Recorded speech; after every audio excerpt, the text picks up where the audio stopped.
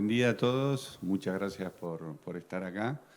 La verdad que este es un tema que creo que es muy importante. Ya hace unos cuantos años que empezamos a trabajar en querer cambiar la forma de producir. Veo acá que hay muchos conocidos que están en este camino, pero lo cierto es que no sabemos, no tenemos bien claro, digamos, si estamos haciendo realmente las cosas bien. Y necesitamos alguna forma de, algún dato como para corroborar si realmente estamos haciendo las cosas bien o necesitamos aún mejorar más. Y bueno, para eso tenemos la suerte de que nos acompañan tres especialistas, Gustavo, Martín y Santiago. Así que bueno, sin más, me parece que lo más interesante de esto es escucharlo a ellos y por supuesto que va a haber un espacio de preguntas para el cual, como una sala es chica, va a ser con micrófono abierto, así que eventualmente van a poder hacer preguntas específicas. Así que, Gustavo, todo tuyo.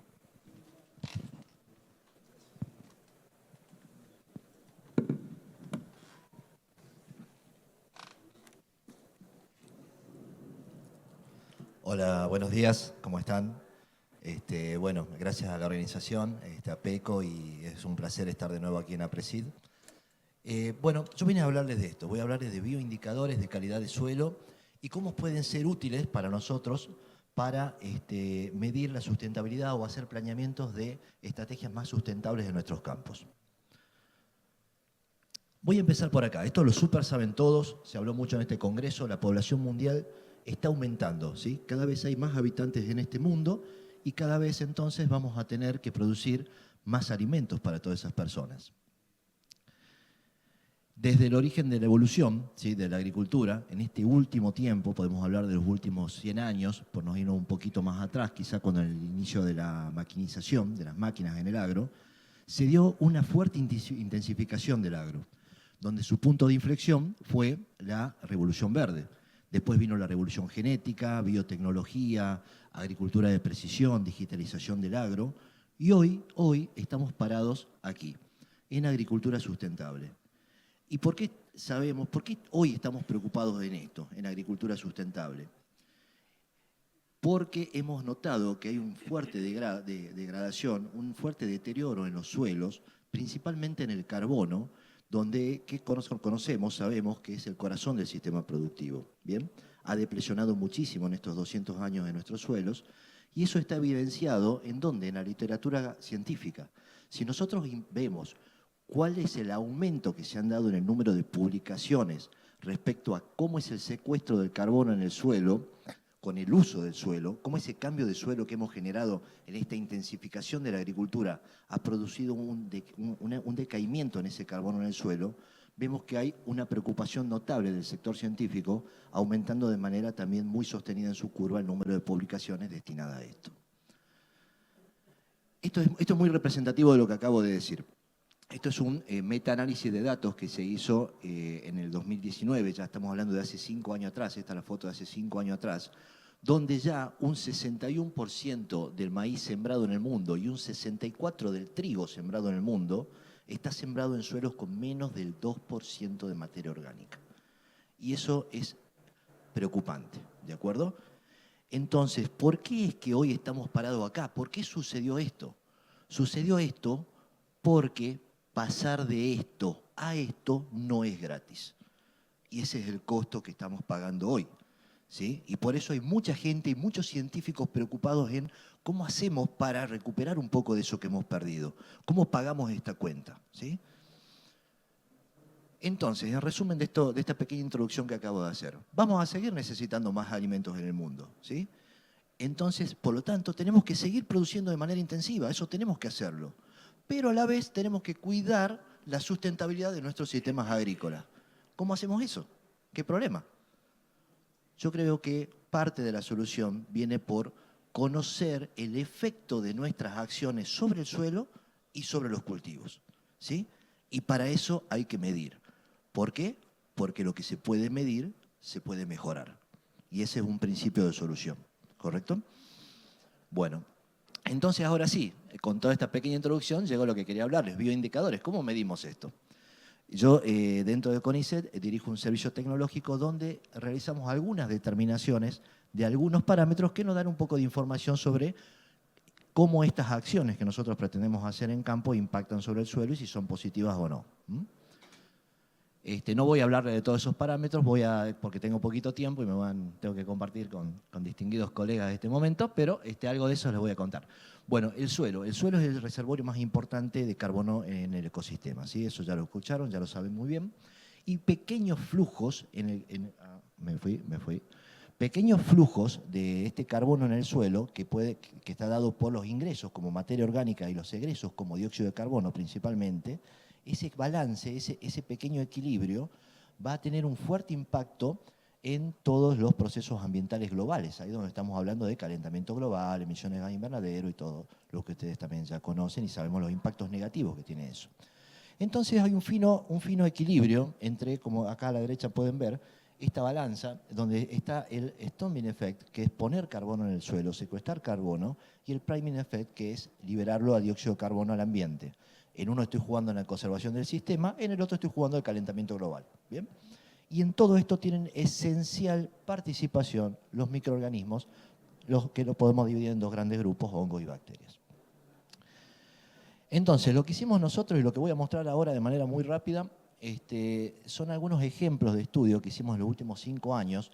Hicimos un análisis global de todas nuestras determinaciones recopiladas entre principalmente el norte de Salta y Tucumán y algo de Santiago del Estero. Y planteamos la siguiente comparación. En lo que sigue van a ver algunas barras y acá empieza la parte pesada, ¿sí? Así que espero que estén bien despiertos y hayan tomado un buen café a la mañana, porque voy a hablarles de la comparación que se da cuando empezamos a medir montes nativos y compararlo con el manejo convencional y un manejo sustentable, ¿sí? Hemos evaluado diferentes tipos, en diferentes investigaciones que hemos hecho.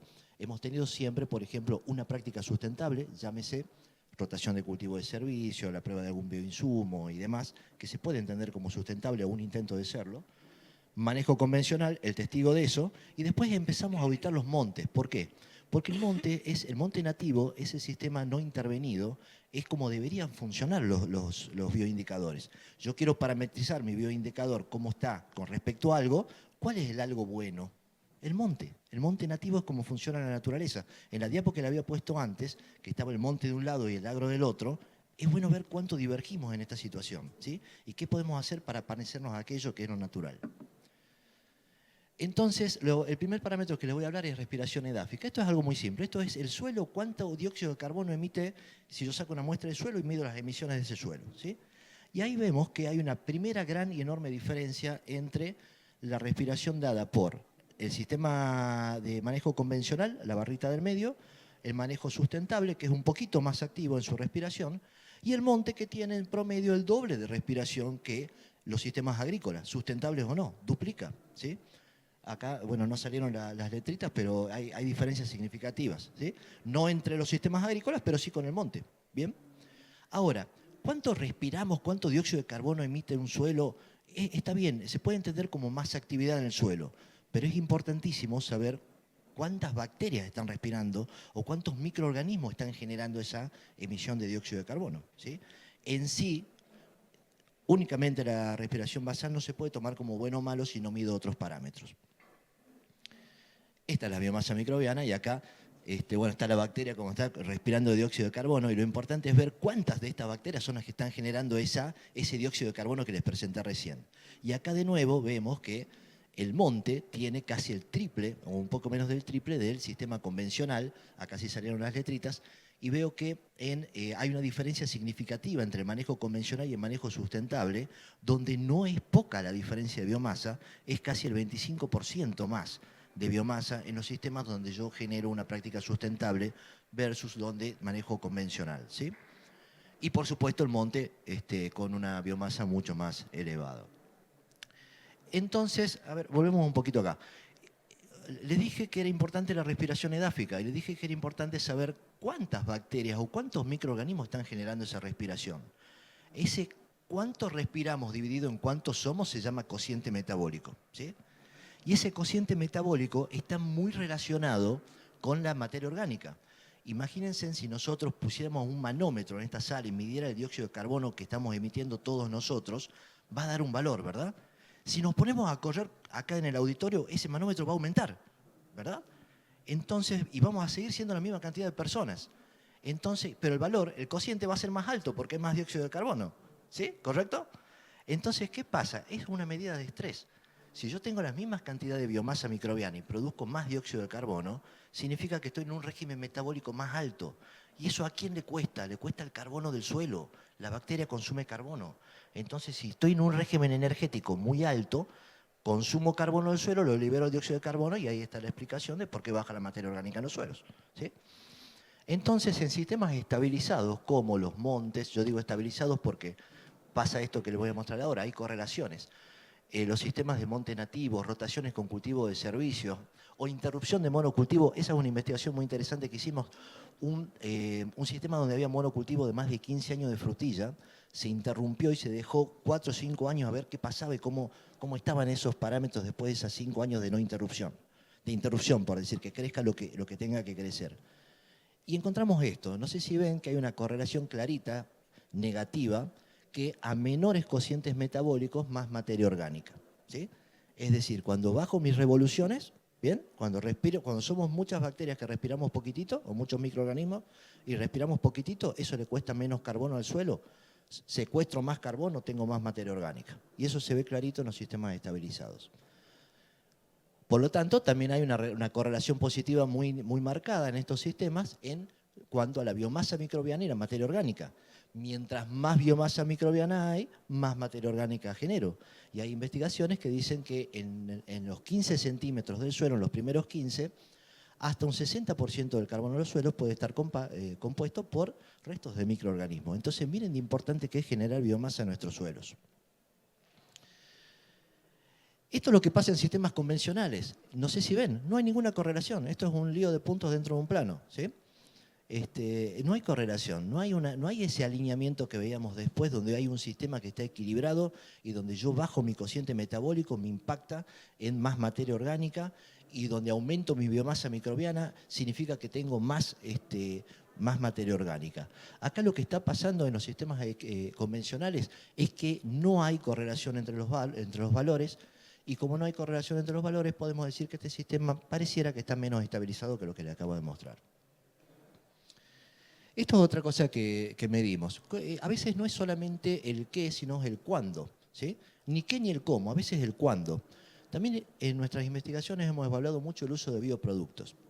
Los bioproductos son todo un mundo y hay que ver cuándo se los aplican, porque hay ácidos húmicos o hay materias orgánicas que son muy reducidas. ¿Y qué es lo que pasa? Se lo doy al microorganismo y son estimuladores de la actividad microbiana. Lo vieron mucho, o lo escuchan mucho en las charlas de bioproductos.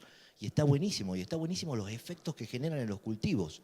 Pero a veces, ¿qué pasa? A los suelos les elevo mucho el cociente metabólico, los paso en vueltas. ¿Sí?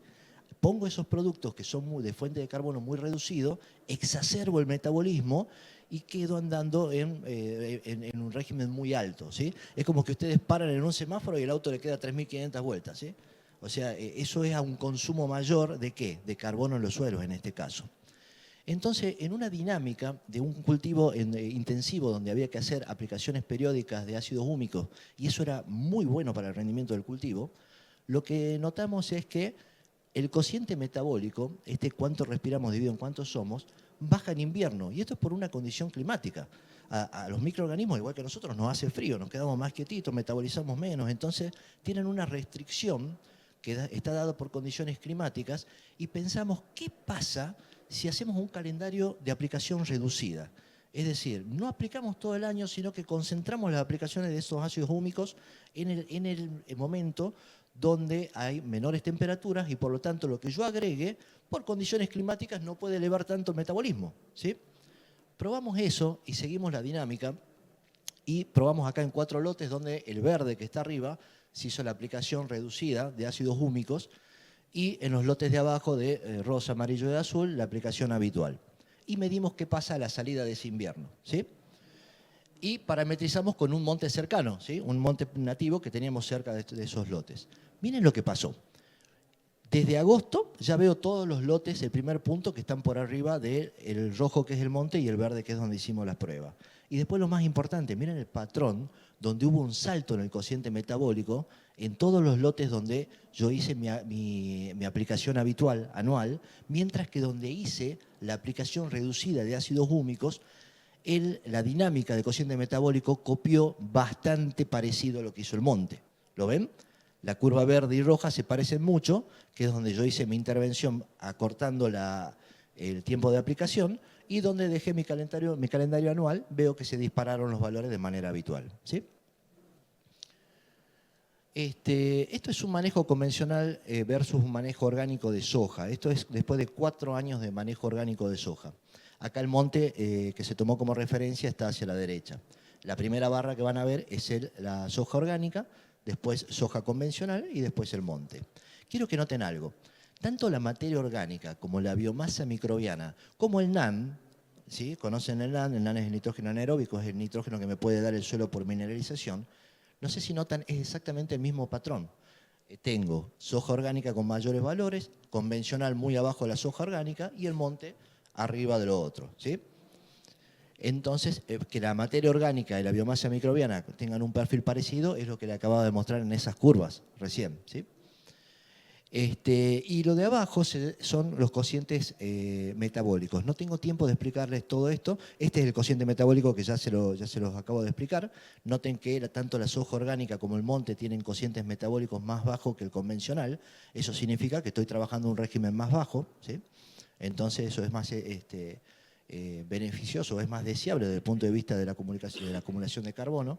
El cociente microbiano es un cociente que me relaciona cuánto carbono de biomasa viva tengo en el carbono orgánico total, ¿sí? Es un porcentaje que me da esa información. Y de vuelta veo que la soja convencional tiene una proporción menor que la soja orgánica y el monte. Y el último es el cociente de eficiencia metabólica. Esto es parecido al riesgo país, ¿sí? Porque es mientras más alto, peor. ¿Por qué? Esto es el cociente metabólico, o sea, cuánto respiramos dividido en cuánto somos, dividido en el carbono orgánico total del suelo. Entonces, si mi régimen metabólico hace que se acumule más carbono, yo divido en un número más grande y el valor es más alto, ¿sí? ¿Y por qué digo que es parecido al riesgo país? Porque las buenas acciones que yo haga, todo lo bueno que yo puedo hacer que impacte de manera positiva, no impacta inmediatamente en este valor, porque tengo que esperar que se acumule el carbono. Entonces es una medida de que también estoy haciendo las cosas en el tiempo. ¿Bien? Valores típicos de monte están en nuestras mediciones alrededor de 500 y para abajo, ¿sí? Como tope diría 500 unidades. Y hemos tenido valores de menos de 100. Mientras que cuando encontramos una situación arriba de los 1000, 1200 y hasta 2000 hemos medido, estamos en un súper problema. Bien. Si notamos, el manejo orgánico de soja se asemejó bastante a los valores encontrados en ese monte nativo cercano. Y eso es después de 4 años de manejo. Mientras que, obviamente, desentona y es muy distinta en todas sus características la soja convencional. Esto es lo último que ya les voy a contar y dejo hablar a mis colegas, es la relación que hay entre respiración basal y respiración inducida. Esto es muy indicativo de estrés en suelo. Bueno, yo ya les había comentado que es la respiración basal. Una muestra de suelo emite dióxido de carbono, yo puedo medir eso y es indicativo un poco de la actividad microbiana. Ahora, y acá me van a entender lo que dije de los ácidos húmicos. Cuando yo le agrego glucosa al suelo, que es una fuente muy reducida de carbono, es muy fácil de acceder para los microorganismos a la glucosa, ¿qué hago? Elevo la respiración de ese suelo al máximo que pueda respirar. Genera todo el dióxido de carbono que pueda respirar porque le estoy dando caramelos a los microorganismos. Es algo que lo quieren, lo consumen rápido y lo libero y lo convierto rápidamente en dióxido de carbono. Entonces yo voy a ver una situación como esta que está acá. Si veo la relación entre la relación basal y la RIS, que sería respiración inducida por sustrato, ¿qué pasa después del agregado de glucosa? Yo debería esperar esto. Yo tengo esta respiración basal, agrego glucosa, pego un salto, me voy para arriba, ¿sí? ¿Por qué? Porque respiro a lo máximo que puedo respirar. Ahora, ¿qué pasa si yo le agrego glucosa y sucede esto? Yo tengo esta respiración basal, le agrego glucosa y hago un pequeño saltito, o me quedo ahí. ¿Qué les parece que puede estar pasando? Lo que sucede en estos casos es que antes de agregarle glucosa ya estaba en un régimen metabólico altísimo. Y por más que le agregue glucosa ya no puedo hacer más, porque ya estaba produciendo casi el máximo de dióxido de carbono que podía producir ese suelo, ¿sí? Entonces no tenía capacidad de irse para arriba, no tenía capacidad de respuesta. Esto en agricultura es lo deseable. Yo quiero que ese suelo tenga capacidad de respuesta, porque esa capacidad de aumentar su metabolismo es la que me sirve para degradar un xenobiótico, para hacer frente a estreses y demás. Mientras que yo ya estoy en un régimen alto, no puedo responder a nada. Entonces, esta falta de respuesta se puede entender como un síntoma de estrés en el suelo. ¿Bien? Les voy a dejar un último ejemplo de esto, donde, por ejemplo, lotes con rotación, un antes y un después de cultivo de servicio. Acá teníamos el lote en un campo S1 y L4, donde teníamos esta situación donde casi no había saltos. La primera barra de respiración basal, la segunda inducida. No teníamos estos saltos en la respuesta y después de hacer una intervención con cultivos de servicio, vimos que cambió totalmente esta situación, ¿sí? Entonces, como herramienta para poder mover este parámetro, nos parece muy interesante explorar este tipo de intervenciones. Así que bueno, no tengo más tiempo para contarles más de todo esto, así que paso a una conclusión final, donde para mí esto se lo puede ver con estos tres puntos: el desafío, la oportunidad y la herramienta. ¿El desafío cuál es? Producir más y mejores alimentos siendo cada vez más sustentables. Tenemos que buscar ser sustentables en este camino de producir más alimentos. ¿Cuál es la oportunidad? La oportunidad son las tecnologías de insumo y las tecnologías de procesos. No son el enemigo, son la oportunidad. Pero para hacer un aprovechamiento de esas tecnologías, ¿qué necesitamos? La herramienta. ¿Y cuál es la herramienta? El conocimiento, ¿sí? Y ese conocimiento lo vamos a generar en la medida que seamos capaces de medir el efecto de nuestras acciones. Como ejemplo pongo, mediante el uso de indicadores. Hay muchas formas de hacerlo, pero creo que un principio de solución es medir mediante indicadores de sustentabilidad qué es lo que estamos haciendo. Así, a partir de ese conocimiento, podamos manejar mejor estas estrategias de insumo y tecnología que nos van a permitir hacer frentes a este gran desafío. Muchas gracias. Bueno, muchas gracias, Gustavo. Sin más, Martín va a hacer la presentación. A ver si logramos tener algún espacio para preguntas.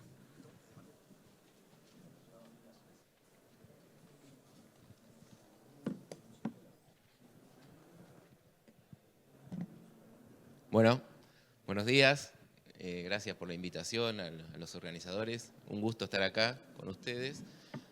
Muchos conocidos, por suerte. Bueno, yo en realidad hace muchos años que vengo trabajando con esto, pensando los sistemas de otra manera, con otra mirada, digamos, y justamente está muy bueno esto de encontrarme con otros profesionales que están trabajando en conceptos similares. Hoy hablamos de indicadores. Y bueno, y en todo el Congreso ya se dijo de que hay que producir más con menos, ¿no? Eso surgió bastante fuerte. Entonces, bueno, está buena la pregunta. ¿Más qué? ¿Qué es lo que queremos? ¿Más cantidad? ¿Más calidad? ¿Más diversificación? Hay muchas cuestiones que podemos preguntar. Ahora, ¿con menos qué? ¿No? Entonces, surgen todas estas cuestiones cuando hablamos de agroecología, agricultura regenerativa. Bueno, los conceptos que comentó recién Gustavo son sensacionales, son todos indicadores nuevos, que coincidimos en algunos que ahora vamos a ver, pero también hay otros puntos, como por ejemplo la biodiversidad, ¿no? Que también son cuestiones importantes cuando estamos pensando y mirando los sistemas con una mirada diferente. Desde hace muchos años, hace casi 15 años, nosotros empezamos en nuestra experimental con esta problemática que surgió de los productores, demanda de los productores. Entonces, que en general lo que nos decían era que no estábamos trabajando, no estábamos investigando, no estábamos desarrollando una agricultura diferente que la que estábamos teniendo, que mucho de eso ya percibían las problemáticas que hoy tenemos en la producción, ¿no? Problemas de maleza resistente, caída de la materia orgánica, balance negativo de nutrientes, hay muchísimas cuestiones que hoy nos están afectando, pérdida de fertilidad física, hay muchísimas cuestiones de esas. Entonces empezamos a diseñar y a pensar un sistema diferente.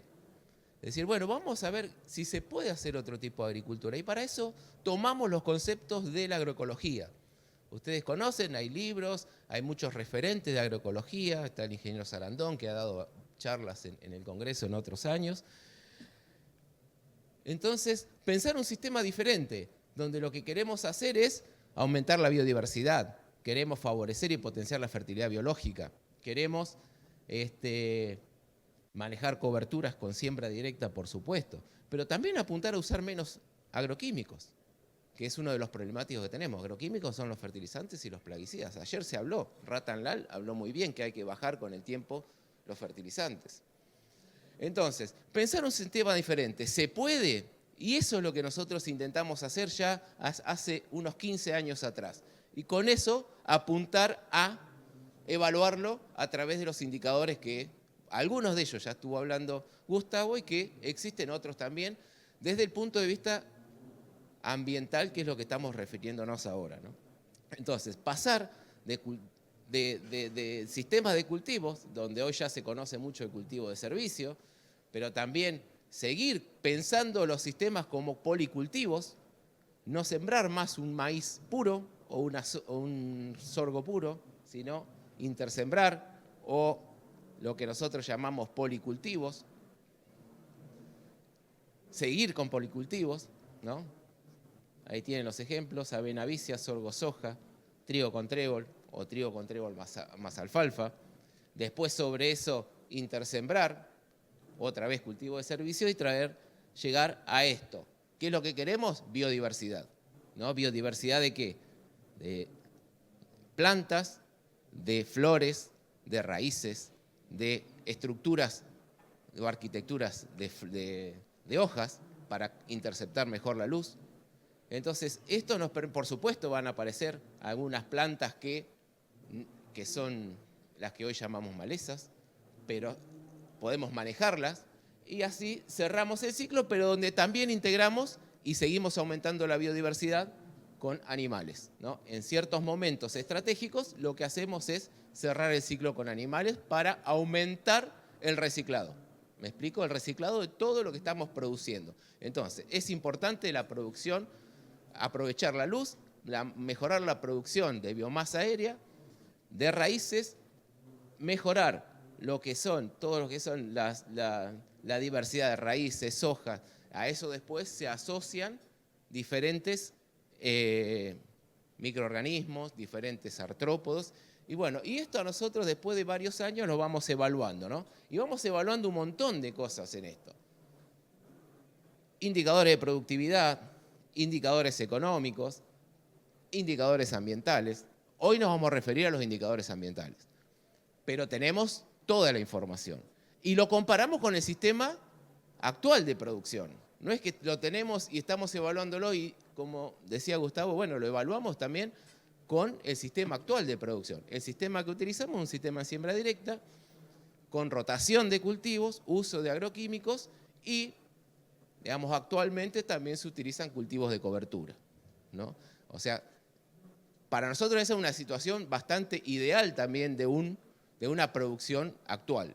Entonces, ese sistema de producción actual versus un sistema del tipo que yo les mostré recién, que le pueden decir agricultura regenerativa, le pueden decir agroecología, como ustedes quieran. Entonces nos vamos a referir justamente a algunos indicadores ambientales de suelo, actividad biológica, que vino muy bien la explicación de Gustavo, excelente, así que yo no me voy a referir a explicarlo, sino a mostrarlo. Pero también vamos a hablar de biodiversidad y de uso de energía y eficiencia energética. Y también algo de emisiones de gases y balance de gases, que lo estamos trabajando junto con la gente de Soil Capital y de Maltería Quilmes, ¿no? En productores. Porque después de esta producción, de estas formas de producción, los productores se empezaron a interesar y tenemos un grupo de productores, hay varios productores, de los cuales acá hay uno, que empezaron a utilizar este tipo de tecnologías. Entonces podemos empezar a evaluarlo después de unos años justamente en los productores. Antes de mostrarles los datos nuestros, lo primero que hicimos fue conocer el campo de Juan Quier. No sé si ustedes lo conocen, en Benito Juárez, un campo que se llama La Aurora, que hace 35 años que está trabajando este sistema. Y dijimos, bueno, ¿cómo estará produciendo un productor que no usa agroquímicos? ¿Cómo se imaginan ustedes como agrónomos, como productores? ¿Cómo son los lotes? ¿Cómo estará un lote que no hace 35 años que no usa fertilizante? ¿Qué piensan? Y que los rendimientos son bajos, que las malezas son complicadas. Entonces, todas esas situaciones no se ven. Cuando yo empecé a ir al campo de Juan Quier, no las vi. Vi todo lo contrario. Y me cambió la agronomía, lo que yo pensaba de la facultad. Entonces, ahí me empecé a dar cuenta que había cosas que no estábamos contemplando en los sistemas productivos. Entonces, cuando yo fui al campo de Juan Quier, como agrónomo investigador de INTA, ¿qué hice? Analicé lotes, ¿no? ¿Qué pasaba con la porosidad, el fósforo Bray, el NAN, que hoy lo nombró también Gustavo? Miren las diferencias entre Juan Quier y sus vecinos. Son muchos lotes, no es uno solo, ¿no? Mejor porosidad, más fósforo Bray, más NAN. ¿Y esto por qué se da? Y empezamos a explicarnos por qué se está dando. Y no se da en un productor agrícola convencional. Cuando arrancamos en el 2010 en la chacra, empezamos a medir todo esto. Empezamos a medir materia orgánica, ¿no? Empezamos con 4,8 en ambos sistemas que comparamos. Y mire lo que pasó en el agroecológico y mire lo que pasó en el actual. Se empezaron a diferenciar.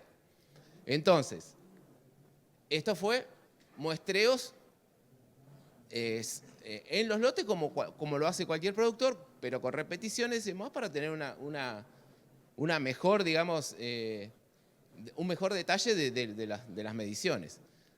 Pero no nos quedamos conforme con eso, entonces aplicamos ambientes, digamos, con agricultura de precisión. Hicimos 3 ambientes en el sector agroecológico y en el convencional y analizamos puntualmente cada ambiente, porque son distintos.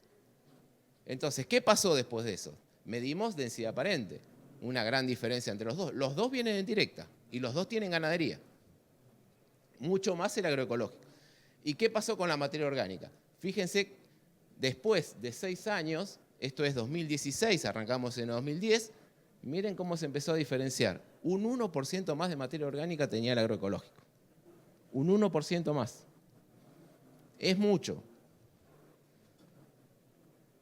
Y empezamos a tomar otro tipo de datos también para tesis doctorales, lo mismo que mostró recién Gustavo, pero para otro estudio lo mismo. Pasó lo mismo. Mucho más nitrógeno total, mucho más carbono orgánico, el agroecológico que el convencional, pese a que habían partido de lo mismo, del mismo lote, un lote que se dividió al medio. Otra de las formas es ver cómo está la actividad biológica. También se puede medir la actividad biológica del suelo a través de enzimas que se generan en el suelo. Entonces, estas son algunas de las enzimas que se utilizan, que ocurren habitualmente en el suelo, como por ejemplo la acetilglucosaminasa, la sulfatasa, la glucosidasa. Son todos procesos que ocurren en el suelo y que deberían existir para que los cultivos crezcan lo más fuertes posible, digamos, ¿no? o lo más saludables posible. Fíjense las diferencias de actividad biológica que hay en el suelo agroecológico versus el convencional. Recuerden que yo les digo que esto también tiene cultivos de cobertura. El convencional no es un sistema que está siendo altamente extractivo. Y si vemos el carbono de la biomasa microbiana, la respiración microbiana y el coeficiente metabólico, también pasó lo mismo, ¿no? Mayor actividad microbiana en el suelo, mayor número de microorganismos en el agroecológico, y si lo miramos de esta forma también, con todos los indicadores que se tomaron, ¿no? Todos los indicadores de calidad de suelo fueron mayores en el manejo agroecológico. El manejo convencional presentó mayor coeficiente metabólico, lo que significa que las comunidades microbianas fueron menos eficientes en la utilización del carbono, ¿no? Entonces, el único que dio mayor fue el coeficiente metabólico en el sistema convencional. Todo el resto está mucho mejor en cuanto a calidad de suelo y actividad biológica de los suelos del sistema agroecológico. Lo que les decía que están todos los datos económicos y de rendimientos, que estaría bueno compararlo, ¿no? hubiera estado bueno, pero están, si ustedes lo necesitan yo se los puedo alcanzar. Después se pueden hacer este tipo de análisis donde justamente presentamos, si quieren, digamos, componentes principales para decir, bueno, ¿qué está correlacionando? Bueno, acá sabemos que son distintas. Las comunidades microbianas son distintas en un sistema en otro. Le generamos diferentes comunidades biológicas a los suelos por haber hecho diferentes manejos. Pero a su vez, muchas de los análisis que hacemos habitualmente correlacionan con las comunidades de los sistemas agroecológicos. También medimos otro tipo de indicadores, artrópodos. ¿Qué pasa con los artrópodos? ¿Qué pasa con las lombrices? ¿No? Entonces, ¿qué vimos? Este es un sistema prístino, todos los artrópodos que podemos medir en el suelo. Este es el agroecológico y el último es el convencional. ¿Qué diferencias vemos? Acá hay uno que domina, ¿ven? Hay uno que domina al resto y ese se transforma en plaga. Acá no hay ninguno que domine, están todos mucho más equitativos, que es otros indicadores que se toman también, ¿no? Y ahora vamos a ver. Entonces es importante que haya equitatividad para que ninguno domine a los demás y se transformen en posibles plagas. Lombrices, ¿no? También tomamos estos monolitos de suelo y medimos y vemos lombrices, fíjense, el industrial está en este caso, pero es el convencional, otro convencional y el agroecológico. Todos tienen lombrices, pero ¿dónde están la mayor cantidad de lombrices? ¿Son importantes las lombrices? Claramente. Miren, si cada lombriz, como está descrito en alguna bibliografía, come su peso por día, pasa por su tracto, su peso pasa, digamos, el suelo, el agroecológico en menos de un año, todo el horizonte A, los 20 primeros centímetros, pasaron por el tracto de las lombrices. En los convencionales puede tardar entre 3 y 6 años. Fíjense las diferencias, ¿no? Ahora, también podemos medir en general. Miren, no se alcanza a ver bien ahí, pero la primera parte es aves y mamíferos. En la segunda parte son los artrópodos que les mostraba recién y la tercera es la vegetación. Y podemos medir en distintos sistemas agroecológico e industrial, diferentes cultivos, la riqueza de especies, la cantidad, la densidad, la dominancia, la equitatividad, todos parámetros que se miden para saber cómo está funcionando ese sistema, ¿no? Y claramente, acá hay muchos datos, pero claramente si se pone a detener, como no tenemos mucho espacio, no me voy a poner a detener, pero hay mucha diferencia cuando comparo dos sistemas. También podemos ver estos grafos, que tiene que ver con este mismo cuadro, ¿no? ¿Qué vemos acá? Cada punto de esto es una especie que nosotros encontramos en un sistema. Y cada línea roja que aparece son relaciones que nosotros hemos encontrado entre esas especies. Entonces, ¿qué pasa? Fíjense, este es agroecológico, este es agroecológico, este es agroecológico, este es convencional y este es convencional. ¿Qué ven? Acá mucha más cantidad de especies, acá muchas menos. ¿Y las relaciones?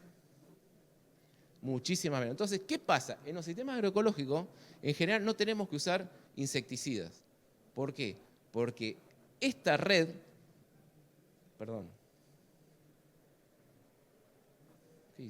esta red es mucho más estable en el suelo y siempre hay muchos microorganismos que interactúan entre sí. Acá, si falta alguno de estos, que puede ser un predador, si falta esto se descontrola y tenemos que aplicar herbicidas, o insecticidas o fungicidas. Entonces, todas esas cuestiones están buenas para evaluarlas y para mantenerlas, digamos, en cuenta cuando estoy analizando biodiversidad. Costo energético. Esto también a veces se habla, que cantidad de energía que se necesita para producir. La energía yo tengo que comprar en maquinaria, en cosechadoras, en insumos, en semillas y demás. No se puede pasar, y en este mismo ensayo que yo le mostraba, comparando ambos sistemas, en amarillo está el convencional, en verde está el agroecológico. ¿Qué está pasando? Y el sistema actual de producción cada vez necesita más para producir. Y eso lo tenemos, digamos, ¿no? Cada vez necesitamos más fertilizantes, cada vez necesitamos más herbicidas, cada vez más pasada de maquinaria. ¿Qué pasa en el agroecológico? Cada vez, si quieren, menos, o se mantiene. Pero eso es el costo, la cantidad de energía que necesita el sistema. Ahora, lo importante también es la eficiencia energética, que es cuántos megajoules de alimentos estoy produciendo por cada unidad de energía que estoy usando. Está para cada uno de los cultivos en todos estos años. Lo importante, si quieren, es el total. En el agroecológico, por cada unidad de energía, estoy produciendo 7,6 de alimentos. Es mucho más eficiente que los sistemas convencionales actuales. No sé cuánto tiempo más tengo, pero indicadores, bueno, lo mismo que la emisión de gases de efecto invernadero. Esto lo está haciendo la empresa Soil Capital para los productores nuestros, a través de la empresa Quilmes. Quilmes tiene un convenio con los productores para que los productores le entreguen la cebada agroecológica, digamos, para producción de cerveza. Y bueno, estos son los primeros datos. Hay muchos productores agroecológicos que tienen, están, digamos, estoqueando el carbono en el suelo. Y hay algunos que todavía no, pero son valores bajísimos comparados con el resto de los productores. Para que tengan, esto es todo el campo, y esto es para la cebada únicamente, ¿no? La regenerativa está teniendo una emisión de 218 toneladas de dióxido de carbono por hectárea, la convencional 359, y en Europa tienen la base de datos ellos, están alrededor de 300. O sea, estamos bastante bien posicionados en cuanto a emisión, y también muchos productores que están sustrayendo el dióxido de carbono de la atmósfera. O sea, esto es muy bueno para pensar posteriormente con respecto a este tema. Y por último, para terminar, comentarles que la FAO, a través de un grupo de expertos, en general desarrollaron indicadores que se llaman TAPE, que ahora lo vamos a ver, que son 10 indicadores o elementos de la agroecología. Y esto se puede evaluar en cada uno de los campos, ¿no? ¿Ven? Diversidad, sinergias, eficiencia, reciclaje, resiliencia, cultura y tradición alimentaria, co-creación e intercambio de conocimiento, valores humanos y sociales, economía circular y solidaria y gobernanza responsable. Esos son los 10 elementos. Esto existe una metodología y se puede evaluar cada uno de los campos, ¿no? Y acá tenemos algunos de los campos que nosotros estamos midiendo, donde vemos este tipo de gráficos y donde nos está dando distintas evidencias de cómo se está comportando nuestro sistema en cuanto a la sustentabilidad, ¿no? Entonces está bueno para evaluarlo, para ver cómo está funcionando y dónde tengo que trabajar en aquellos lotes o productores que están bajos en determinados indicadores. Bueno, muchas gracias. Ese es el campo de Juan Kier, que hace poquitos días falleció, y bueno, es un honor a Juan. Gracias. Bueno, muchas gracias, Martín. Vamos a pedirle a Santiago Lorenzati que, digamos, por ahí vimos un poco dos visiones más académicas de investigación, y vamos a ver a alguien que está en la producción, digamos, un colega que está produciendo, qué es lo que, bueno, creo que nació sustentable, Santiago, qué es lo que está midiendo, qué es lo que está viendo él para, bueno, seguir mejorando lo que se puede en nuestros sistemas productivos. Gracias. Bueno, muchas gracias. Buenos días a todos. Como les decía, mi mirada va a ser desde un asesor, un productor, y cómo conceptualizamos primero y luego usamos este tipo de indicadores. Primero, para tener una mirada, si se quiere, histórica, medir sustentabilidad a través de indicadores, o para poder hacerlo, mejor dicho, tenemos que entender cómo la percibíamos. Podríamos decir que en la década del 70, cuando se hablaba de sustentabilidad, se hablaba de capacidad de resiliencia, principalmente de un suelo. Es decir, la capacidad de que frente a una perturbación vuelva a su estado original. En ese momento no había muchos indicadores que se midiesen.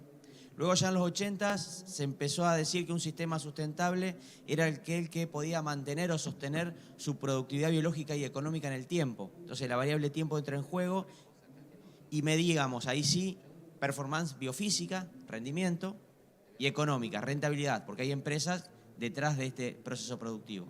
Y empezaban a esbozarse algunos ambientales, que son los que hoy nos convocan. Ya en los 90, no todo termina en indicadores de gestión propiamente dichos, sino que también se empiezan a agregar cuestiones que tienen que ver con cómo las empresas que están involucradas en procesos productivos trabajan en temas sociales. Y aparecen cuestiones que se miden como relación con la comunidad, capacitación, etc. No es motivo de esta charla, pero sí está bueno contextualizarlo. Y ya más cerca de nuestros días toma dimensión lo que es la multifuncionalidad del sector rural. Ya no solo las empresas agropecuarias producen alimentos como una de sus funciones, sino también forman parte de preservar la biodiversidad, ser parte de ciclos biológicos que brindan servicios ambientales. Yo voy a hacer foco, o creo que lo que nos convoca acá es, dentro de todos estos indicadores, estamos haciendo foco en la calidad edáfica, ¿sí? Entonces, que un sistema de producción agropecuario que quiera ser rentable y sustentable ambientalmente, al menos debe apuntar a mantener su calidad edáfica. Esa calidad edáfica la podemos definir como la capacidad que tiene el suelo de funcionar dentro del ecosistema, sosteniendo la productividad biológica. No nos olvidemos que tenemos que producir cantidades suficientes en un contexto de demanda creciente a nivel global. Por lo tanto, no podemos rescindir de rendimientos. Más aún si lo queremos hacer sustentable desde el punto de vista ambiental, para lo cual tenemos que mantener la capacidad de ese suelo, y si nos expandimos en frontera, seguramente vamos a tener otros problemas porque los ambientes son más frágiles. Y eso refuerza la idea de mantener procesos productivos con altos rendimientos y eficientes en su obtención. Y la calidad edáfica también tiene en cuenta la salud animal y vegetal. Por lo tanto, podemos pensar en seleccionar indicadores que reflejen cambios en las propiedades del suelo con el fin de usarlo como monitores, o sea, como algo que nos den luces de alerta si estamos yendo por el buen o mal camino a la hora de intervenir nuestros sistemas productivos y el ambiente. En este caso, principalmente el suelo. Mi principal aporte, creo, o me gustaría que fuesen estas conceptualizaciones como usuarios. Primero, que un indicador tiene que estar basado en conocimiento científico, no en conjeturas, no en observaciones solamente y no en vivencia, sino con basamento científico. Lo que no se mide no se puede cambiar, creo que quedó claro en las presentaciones anteriores, hay que medir con rigor para que sea comparable. Segundo, cualquiera de los indicadores debieran ser o tener una expresión cuantitativa, ¿sí? Ser valores, ¿para qué? Para saber dónde estamos y saber, por otro lado, qué tan lejos o qué tan cerca estamos de los umbrales que consideramos críticos. Entonces, los indicadores los tenemos que cuantificar y tiene que haber umbrales críticos que nos den referencia. Tercera cuestión, en la medida de lo posible los indicadores debieran integrar propiedades, o sea que sean una especie de resumen de los procesos más complejos que queden explicitados en ese indicador. O sea, podemos tener indicadores, o idealmente un indicador debiera resumir cuestiones físicas, químicas y biológicas. Para ser útiles, los indicadores tienen que ser sensibles, es decir, mostrarnos cambios recientes, justamente para poder tomar decisiones de manejo a partir de que se ha modificado un indicador. Por ejemplo, está yendo por un lado que no me gusta, tiene que tener la sensibilidad para que me permita actuar rápidamente. Y como estamos trabajando y todo tiene un costo, los indicadores debieran ser idealmente fáciles de medir y ser de bajo costo para que sean implementables. Visto así, el otro elemento que quiero decir es que quienes estamos en producción sería ideal, como en un vehículo o como en una empresa, cuando miramos un tablero, tener un tablero de indicadores, un conjunto de indicadores validados por la ciencia, acordados, ¿para qué? Justamente para que nos sirva de tablero de comando y saber por dónde vamos. Tener la certeza del impacto de nuestras acciones sobre el ambiente, principalmente el suelo. Y esto nos habilita a tener una gestión profesional o más profesional en nuestro campo, en nuestra empresa, y a partir de eso tomar decisiones. Finalmente, y ya hemos visto algunos ejemplos, también hay otros, que hay evidencia científica que correlaciona buenos valores de indicadores respecto a las prácticas que utilizamos. Y a esas las llamamos las buenas prácticas agrícolas. Pero el hecho de medir indicadores y de tomar decisiones de manejo es una de las ventajas de contar indicadores. La otra es que una vez que estamos midiendo indicadores, podemos mostrárselos al resto de la sociedad, a esos indicadores. Podemos someternos a una trazabilidad agroecológica de la forma de producir. Podemos, si queremos, en forma voluntaria, someternos a una auditoría social para que la sociedad vea la forma en que producimos. De hecho, si decimos que somos sustentables, tenemos que hacerlo socialmente y eso implica que la sociedad convalide los métodos productivos. Y eso hace que tengamos una actitud proactiva de comunicación con la sociedad. Si hacemos esto, vamos a estar habilitados también a juntarlos y crear herramientas de manejo, pero también de comunicación, que son las certificaciones de procesos. Entonces, creo que el adentrarnos en el uso de indicadores también nos habilita para transparentar nuestros procesos productivos, someternos a una auditoría social y también diferenciarnos positivamente a partir de la comunicación con procesos de certificación. Esto no es nuevo, en APRESID lo hicimos en 2008, lanzamos Agricultura Certificada, ese era el logo en su momento, y ya proponíamos una serie de indicadores que lo habíamos trabajado junto con la ciencia. No fue una conceptualización de productores, sino que hablamos en ese momento con un montón de científicos asociados, investigadores, y se definieron una serie de indicadores. Los pueden leer, no voy a profundizar en cada uno por una cuestión de tiempo, pero tienen que ver con indicadores que hacen principalmente físicos, químicos, digamos, y algunos valores de mediciones de eficiencia.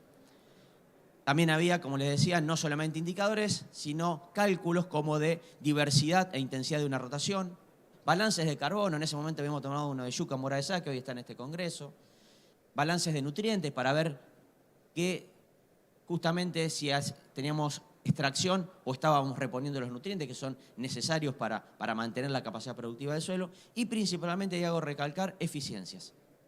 También lo remarcaron en las exposiciones anteriores, hay que medir las eficiencias en el uso de agua, cuántos kilos de grano produzco en función a la oferta ambiental que tengo en milímetros de agua, cuánto en función a los nutrientes disponibles que tengo en el sistema, cuánto desde el punto de vista del uso energético. La eficiencia es una medida justamente muy importante y creo yo que tenemos que ir por un recorrido de cada vez buscar mejores y más rendimientos y a la vez más eficientes. Todo ha ido evolucionando, agricultura certificada también, que usa los mismos indicadores, pero fíjense que también empieza en las versiones más recientes a incorporar otro tipo de indicadores, como tiene que ser el tema de, por ejemplo, el índice de riesgo ecotoxicológico por fitosanitarios o el índice de impacto ambiental EIQ, que ayudan a medir el impacto de los insumos, en este caso fitosanitarios, sobre los sistemas. Sin entrar en detalles, también hay indicadores ambientales que van evolucionando, como son el carbono orgánico del suelo y la eficiencia del uso del agua. Los remarco que están en negrita como lo más importante. Hay otros, pero digo, esos son, creo yo, los más trascendentes, al menos tranqueras adentro. Y por lo tanto, no olvidarnos que también hay cuestiones sociales que las empresas tenemos que dar garantía de cómo se realizan y por eso se incluyen. No es el foco de la charla, pero sí quería dejarlo en claro. Los biológicos estaban, en este caso que yo les conté, un tanto olvidados en estas primeras versiones. Creo que tanto con la exposición de los colegas como con investigaciones que se han hecho de APRESID, en este caso cuando fue el proyecto Biospaz, junto con el equipo del doctor Wall y 11 instituciones participantes de distintas índoles, se llegó a encontrar distintos tipos de indicadores biológicos que reflejaban la forma de producir y que nos permitían incluso diferenciar buenas prácticas de malas prácticas y referenciarlas contra el ambiente prístino, parecido, digamos, a lo que comentaron los colegas. Hoy ya existe entonces evidencia científica de poder utilizar indicadores biológicos que fueron desarrollados en forma conjunta entre la ciencia y la producción, en ambientes reales de producción. Para cerrar y que haya al menos algún espacio para pregunta, quiero compartir algunas reflexiones. Creo que tenemos que, o todos nosotros me imagino que estamos trabajando por hacer una agricultura cada vez más sustentable, que tiene que ser primero productiva, con maximización de rendimientos, rentable, porque las empresas no lo hacemos, tenemos un fin económico a la hora de producir, ambientalmente amigable y lo más sustentable posible y socialmente aceptada. En ese camino vamos a desarrollar indicadores de gestión para ver si estamos haciendo bien las cosas, agronómicos, productivos, ambientales y sociales, que fueron parte de los que les mostramos, y quiero remarcar la importancia también de los indicadores económicos. De nuevo, porque somos empresas los que estamos detrás de estos procesos y tenemos que tener nuestra rentabilidad.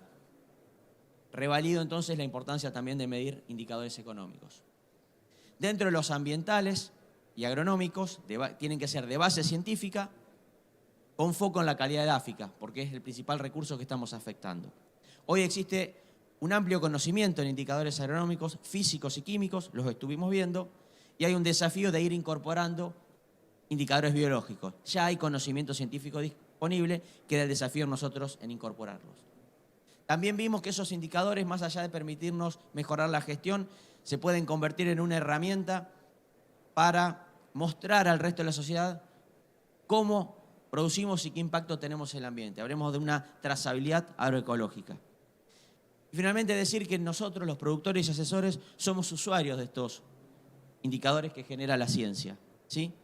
Pero también podemos ser validadores y debemos serlo, y los invito a eso, que juntos sigamos trabajando, como el ejemplo de Biospaz, junto a la ciencia para generar en nuestros propios ambientes, en nuestras propias condiciones, validar esos indicadores, porque creo que es el desafío, ¿no? No veamos la ciencia por un lado y la producción por otro. Nosotros tenemos los ambientes reales de producción, tenemos las situaciones, la ciencia tiene el proceso y el método de hacerlo, trabajemos juntos para seguir desarrollando más y mejores indicadores en este camino de la búsqueda permanente de trayectorias cada vez más sustentables. De mi parte, muchas gracias.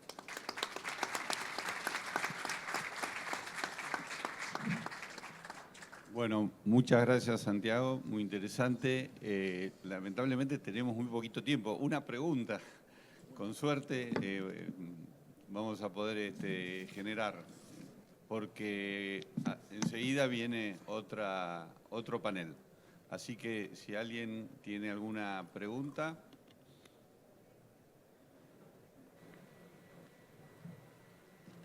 Sí, mi apellido es Sotamendi, de la Regional La Pampa.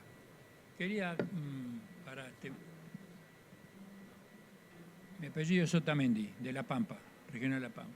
Quería, con respecto al segundo disertante, que defina las condiciones de producción normal, es decir, cuál es el testigo de ustedes con respecto a lo biológico, es decir, cómo es el sistema productivo tradicional.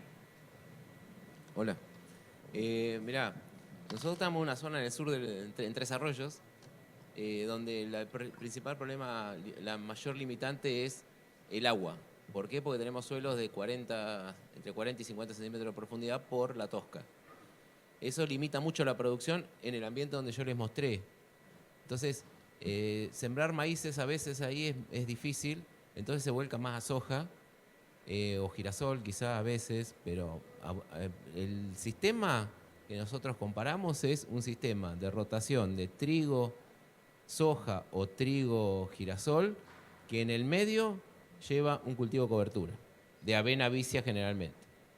Eso es lo que comparamos, que a veces esa avena vicia se utiliza como cultivo de cobertura y a veces se utiliza para los animales. Ahora, pero tiene agroquímicos. El otro no tiene nada. Ahora, yo tenía entendido que ustedes, en los modelos anteriores, no estaba incluida la siembra directa. ¿La tienen incluida?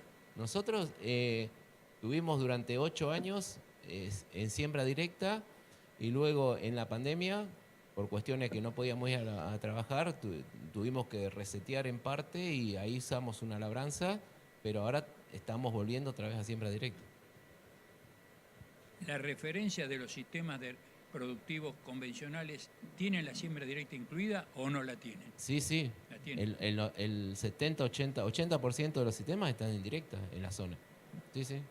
Bueno, actualmente, con la problemática de las malezas, hay una reversión hacia, que esa es la principal problemática, ¿no? Pero no sucede eso en el lote que yo comparo. Bueno, agradecemos mucho a Gustavo, Martín y Santiago y bueno, creo que hay que seguir trabajando muchísimo el tema de indicadores. Muchísimas gracias a todos los asistentes. Ya estamos en tiempo de descuento para el siguiente panel. Muchas gracias a todos.